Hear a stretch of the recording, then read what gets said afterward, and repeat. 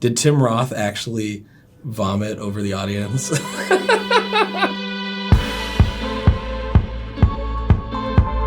You got a good story about Brain Dead.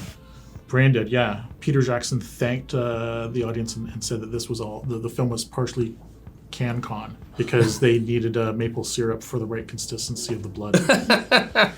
Backtrack is that year, for the year of Brain Dead, Dead Alive. It was Reservoir Dogs. That was right? the Reservoir Dogs year. So, I mean, kind of more than Reservoir Dogs. It was Reservoir Dogs. It was El Mariachi. It was Bad Lieutenant. It was just like... Yeah. Bam. It was kind of like Year of the Gun. And the really fun thing about the Reservoir Dogs year is I saw this guy in lineups all the time for movies and press screenings and stuff. And I just thought he was like, you know, a disheveled, hungover journalist, film critic, okay? Then I see him get on stage at the Uptown and introduce Reservoir Dogs. It was Tarantino. So he was somehow able to be seeing films, getting away from it. But I mean, it was really before Reservoir Dogs had blown up. And every night at midnight, he would be at the Bloor with his posse, with the Reservoir Dogs team. So I remember like being in behind Steve Buscemi in the popcorn line. They screened Candyman, which starred Virginia Madison, and Virginia Madison said, "I'm so happy because my baby brother is here in the audience," Michael Madison. But there was a rumor that Tim Roth did have stomach distress during... The custard scene, maybe? during some point of Brain Dead, Dead Alive. Although, for the record, I will say I did talk to him years later at a press conference. And I said, "Oh, you used to come to Midnight Madness." And he was like, "Oh man, that was like so much fun. I used to be able to actually go and see films." So there was really this kind of magical period back then where you could turn and like, yeah, there was a director or an actor who was seeing film. Like, I remember turning around, like walking through the alleyway at the Cumberland and like, oh, there's Matt Dillon. And this is when I was an audience member. Yeah. And the key thing was the access the audience had was something else. I mean, there's been a couple, I mean, it's true, that doesn't exist as much anymore, but there have been a couple times, like just a few years ago when Evil Lurks, Viggo Mortensen, who was like seen every movie at the festival that year, he came to Midnight Madness and he was shouting like Argentinian slogans during the logos at the start of the film. And I also remember Nicolas Cage at Mom and Dad was like very enthusiastic, and initially he was not at all. He showed up and he was like, "Why is this at midnight?" He didn't understand the section. He was very disgruntled. He was, and then the minute the audience started responding to the movie, he was like grooving in his seat. He would get up occasionally and try to start a standing ovation. That's Nicolas Cage. Yeah. We're talking about the engagement with the audience and the people. Being able to meet directors and actors before they've gotten to the places they are now. Mm-hmm. I got to meet Del Toro when he was here for Cronus. Mm-hmm.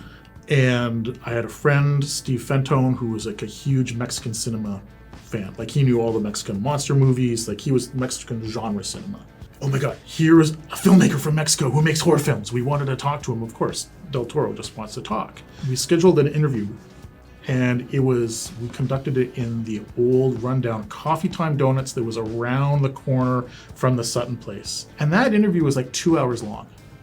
And he pulled out like his sketchbook, and we saw like sketches of stuff that he'd done. And this was like what, 91? I mean, you were at the start of so many major filmmakers' careers. Remember that video where Takeshi Miike is like holding up almost like Subterranean Love Blues? Like he's holding up paper and it's just like this, and then the final one had his own personal email on it where he was like, "Send me what you think of the movie." And then the publicist had the email out in the lobby, posted everywhere, so you could write an email to let you know what you thought about the movie. I got to see the Borat movie in Cannes. I was given an invitation, which was like... It was in a market screening? No, this was an invitation-only screening. Okay.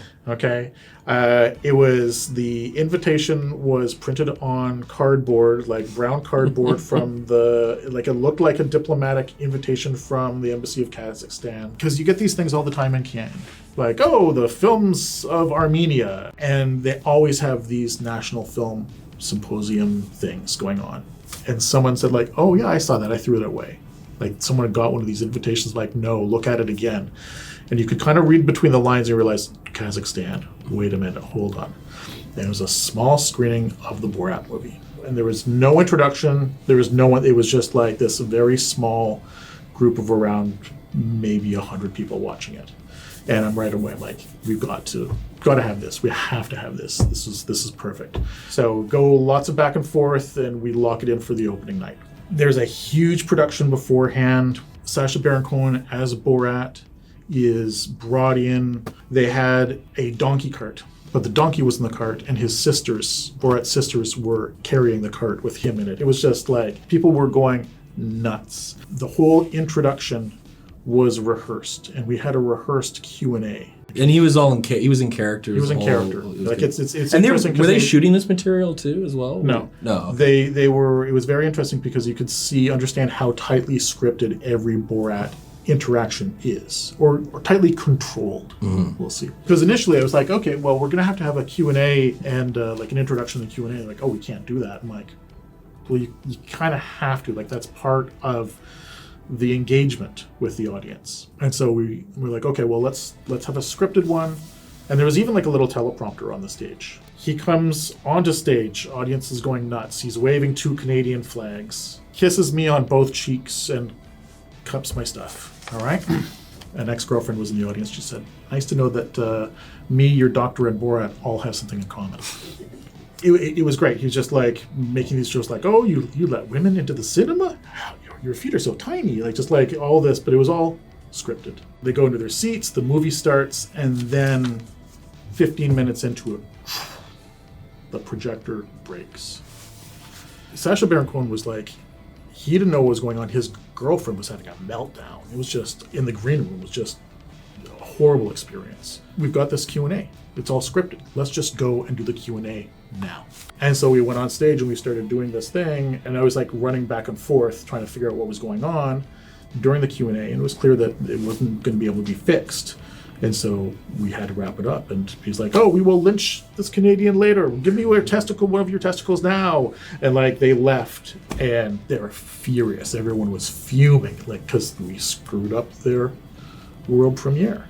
For me, I mean, I've said it a couple times in other interviews. I mean, SPL remains one of, I think, the most important screenings I've ever attended in my life. Like, it's where I fell in love with the section.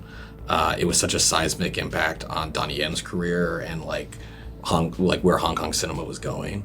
I just remember it was just a wall of sound from the audience during the final 30 minutes of that movie. It was just unbelievable. I mean, I know people who went to go to the second and third screening after they saw it the first time. So that one was like a really big one from one of your SPL. I think SPL Shao Polong is also known as Killzone. We got Sammo Hung to come, which was terrific. And with the film screenings that I'd done outside of TIFF with the Kung Fu Fridays screenings, I'd really built up a local audience who knew who this guy was. And so when Sammo Hung, and this was the world premiere of the film at the Ryerson, and when Sammo Hung walked on stage, he got a standing ovation. And that meant a lot to me because like I was such a champion of this guy. The fight scenes in that film just blew the roof off. It's like fight direction and choreography like you hadn't seen before. There's this bit in it where Jackie Wu throws the knife and it like spins. It's Wu Jing? Yeah. Yeah. Wasn't Jackie Wu his like stage name? We can be okay. His English name. But anyway, yeah, where he like throws the knife and you see it kind of spin around and he catches it with the backhand.